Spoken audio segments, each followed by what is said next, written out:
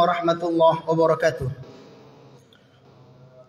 Alhamdulillahi rabbil alamin, wassalatu wassalamu ala nabina wa habibina wa qudwatina Muhammad ibn Abdullah wa ala alihi wa sahbihi ajma'ina, amma ba'd. Bapak-bapak, ibu-ibu, jamaah sekalian yang dimuliakan dan dirahmati Allah Subhanahu wa taala. Sebagai orang dalam, insyaallah ceramah saya singkat 15 menit, jadi harap bersabar. Para jamaah sekalian yang sama-sama berbahagia, bulan Ramadan adalah musim ibadah, bulan perjuangan, yang memang kita dianjurkan, disyariatkan untuk meningkatkan intensitas ibadah kita di sisi Allah Subhanahu wa taala. Dan insya Allah yang mampu bertahan hingga akhir akan menjadi intan. Adapun yang berguguran hanya menjadi mantan. Ingin jadi intan atau ingin jadi mantan? Mantan pejuang-pejuang Ramadan yang akhirnya berguguran. Maka tetap kuatkan semangat kita, ajak keluarga kita, saudara-saudara kita untuk mengencangkan ibadah mereka sampai akhir bulan suci Ramadan. Semoga dia menjadi sesuatu yang akan memberatkan amalannya di sisi Allah Subhanahu wa taala dan menentukan posisinya di hadapan Allah Subhanahu wa taala. Dalam ibadah kita disyariatkan untuk menjaga yang wajib. Ini tidak boleh ditawar-tawar, harus dikerjakan. Di samping itu kita disyariatkan, dianjurkan untuk memperbanyak amalan-amalan sunnah yang bentuknya beragam. Nah, salah satu yang paling baik amalan sunnah berkenaan tentang salat. Setidaknya dari 3 hal. Yang pertama, karena amalan salat memang termasuk amalan yang terbaik. Sebagaimana kata Nabi SAW, "I'lamu anna khaira amalikum as-salah." Ketahuilah sebaik-baik amalan sunnah kalian adalah salat. Karena ketika salat, seorang hamba bermunajat di hadapan Allah Subhanahu wa taala.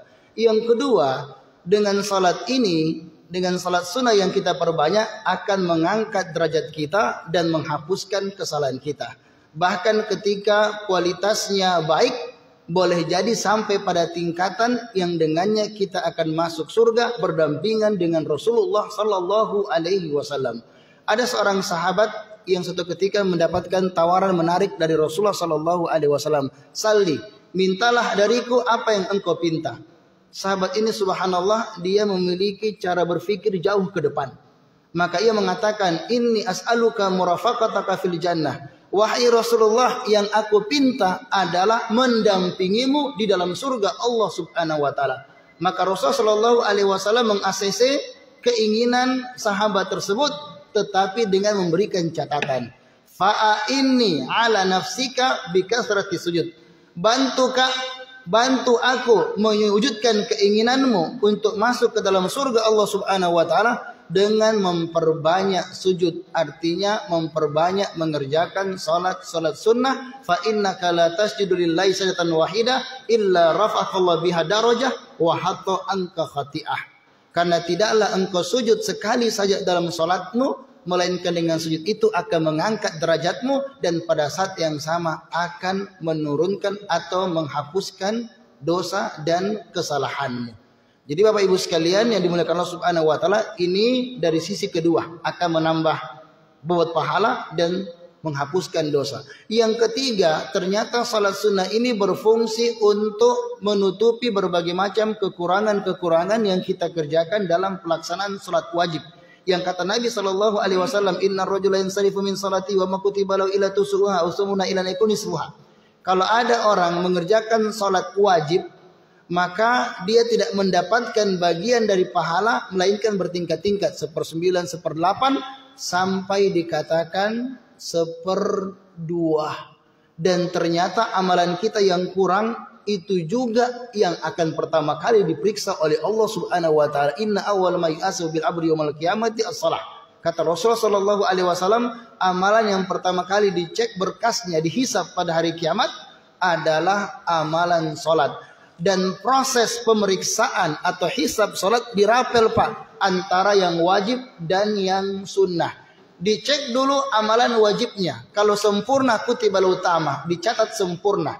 Tapi kalau ada kurangnya, maka dikatakan apakah hambaku itu memiliki amalan salat sunnah. Kalau ada sunnahnya, amalan sunnahnya, maka sempurnakanlah kewajibannya dengan salat sunnah yang telah ia kerjakan. Summa tukhadul a'mal ala dzalik. Kemudian dengannya disimpulkanlah amalannya. Apakah amalan salatnya baik ataukah amalan salatnya buruk. Jika baik dia akan beruntung, tapi kalau buruk maka dia akan merugi dan celaka. Dan tentu salat sunnah Bapak Ibu sekalian bentuknya sangat banyak. Yang para ulama kita mengklasifikasikan menjadi dua. Ada nawafil mutlaqah, ada nawafil muqayyadah. Ada salat sunnah yang lepas, tidak terikat dengan sebab dan waktu. Kapan saja boleh kita kerjakan. Kalau nggak ada kerjakan, silakan kerjakan. 2 rakaat, yang paling bagus 2 rakaat, 2 rakaat, 2 rakaat. Itu namanya salat sunnah mutlak. Selama tidak dilakukan pada 5 waktu terlarang. Tidak boleh pas subuh kita salat sunnah mutlak. Salat asar tidak boleh, salat asar tidak boleh salat sunnah mutlak. Tetapi waktu-waktu yang lainnya selain waktu terlarang 5 itu, maka diperbolehkan bahkan disunnahkan untuk mengerjakan salat sunnah mutlak. Itu yang pertama. Yang kedua, yang bentuknya muqayyadah, terikat. Tidak boleh dikerjakan kecuali ada sebab dan alasan.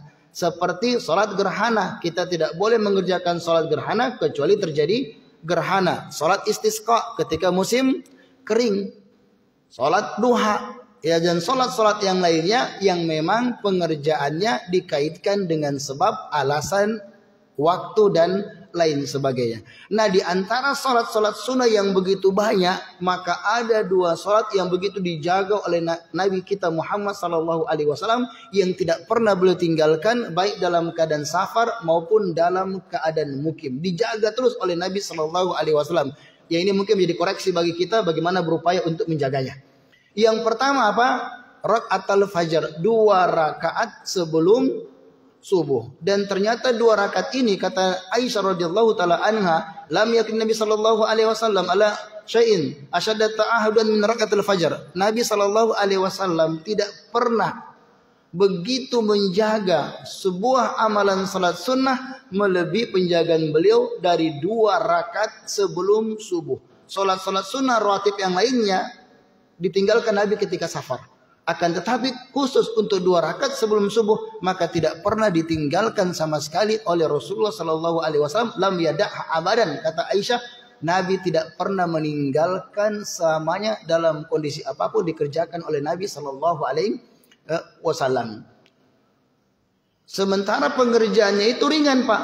Cuma waktu yang berat tadi sebelum subuh. Tapi pengerjaannya ringan. Nabi itu kata Aisyah sampai mengatakan kira-kira ini beliau baca enggak surat Al-Fatihah seakan-akan, ya saking pendeknya. Kemudian dalam keterangan lain dikatakan beliau membaca pada rakaat pertama biasanya membaca surat Al-Kafirun dan pada rakaat kedua surat Al-Ikhlas. Tetapi pahalanya rakaatul fajri khairu minad dunya wa fiha. 2 rakaat sebelum subuh nilainya lebih baik dari dunia beserta isinya. Itu yang pertama. Yang kedua adalah salat witir. Salat witir adalah salat yang dikerjakan ganjil sebagai akhir dari pelaksanaan salat malam. Salat witir hukumnya sunnah menurut pendapat umumnya para ulama kita. Tapi saking pentingnya salat ini sampai ada di kalangan para ulama kita menganggap hukumnya wajib. Seperti Al-Imam Abu Hanifah menganggap hukumnya wajib. Imam Ahmad sendiri yang beliau memandang hukumnya sunnah, menganggap seorang itu tidak kredibel menjadi saksi di pengadilan kecuali kalau dia menjaga salat witir. Kalau tidak jaga salat witir tidak masuk dalam kategori orang yang bisa dijadikan sebagai saksi. Padahal beliau tidak menganggapnya sebagai sebuah kewajiban. Tetapi kalau ingin jadi saksi yang kredibel, maka itu diantara catatan yang diberikan oleh Imam Ahmad ya rahimahullah ta'ala. Terlepas dari itu, witir sesuatu yang dianjurkan. Bapak Ibu sekalian, yang penting sholat witir, bagaimanapun modelnya. Ya, Nabi itu disebutkan beliau pernah witir awal malam, tengah malam, dan akhir malam. Dan Nabi tidak pernah sholat malam tidak pakai witir. Makanya pelajaran di sini Pak Imam. Ya, kalau kita witir, yang penting witir. Bagaimana pendapat yang kita pilih? Yang penting witir. Kalau versinya sholat tarawih, kita sholat witir sampai dengan selesai bersama imam. Itu ada keutamaannya. Man shallama al-imam hatta yansarif kutiba lahu qiyamul lailah. Ini kan konteksnya sholat tarawih. Orang yang sholat bersama dengan imam sampai selesai akan dicatat pahala sholat semalam suntuk. Tetapi bagi menganggap tidak boleh sholat witir kecuali yang paling belakang. Kan ada yang mengatakan ij'alu akhir sholatikum bil laili witran. Jadikanlah akhir pelaksanaan sholat witir kalian adalah pada bagian akhir. Olehnya itu boleh dia selepas sholat tarawih karena masih mau bangun lagi sebentar malam untuk qiyam, maka dia tabe-tabe ya, permisi ya. Boleh tabe-tabe, boleh juga mundur tanpa berita, boleh. Penting 8 rakaat selesai. Kemudian dia pulang ke rumahnya, entar malam dia bangun, kemudian menutup dengan sholat witir. Maka itu boleh, sah-sah saja, sesuai dengan pandangan yang dia percayai atau pilih. Yang penting sholat witir. Karena ada anak-anak kita, pas 8 rakaat dia pulang. Saya kira anak kita pernah mengalami semuanya. Ya, Umi tanya dulu, Fat, kenapa cepat sekali pulang? Selesai mintinya. Ya, jadi dikira kalau sudah 8 rakaat, selesai mintinya. Adapun yang witir itu cuma pelengkap ya, bumbu-bumbunya. Tidak seperti itu. Bahkan Ibnu Taimiyah mengatakan kalau ada orang sudah sholat malam, maka harus ada witirnya. Tidak ada sejarahnya ceritanya Nabi sholat tarawih, Nabi sholat malam tanpa adanya witir. Jadi silakan sholat bersama imam sampai selesai, bangun sholat malam, tapi tidak perlu witir. Karena la witrani bilailah, tidak ada 2 witir dalam satu malam. Atau pakai pendapat yang lainnya ya, diantaranya silakan dia pulang ke rumah sholat malam lalu ditutup dengan pelaksanaan sholat witir. Jadi bapak-bapak yang pulang nggak mengapa, yang penting benar ya, karena ada kasus beberapa ya ditanya, bapak itu nanti abinya ya, bapaknya tuh malam-malam bangun lagi sholat malam ya. Jangankan bangun sholat malam, dikasih bangun sahur saja ya, luar biasa ya sulitnya. Kata ibu-ibu yang paling gampang, yang paling susah itu. Kalau cuma bangunkan masak itu lebih mudah, masaknya mudah, jelas. Tapi kasih bangun itu tidak jelas. Itu kadang lebih banyak waktu. Jadi bantu Pak, kita cuma sekedar makan saja. Intinya di sini jaga pelaksanaan sholat witir. Nabi kadang kerjakan di kendaraan. Karena sholat sunnah kan tidak wajib berdiri. Bagus berdiri, tapi tidak wajib berdiri. Kalau sholat wajib, pernah dipelajari ya, sholat wajib di antara rukunnya kalau mampu harus dalam keadaan berdiri. Kalau sholat sunnah maka berdiri keutamaan. Kalau duduk boleh, tapi pahalanya setengah. Jadi kalau sholat tarawih kita mau duduk, kalau tidak malu ya kita duduk boleh.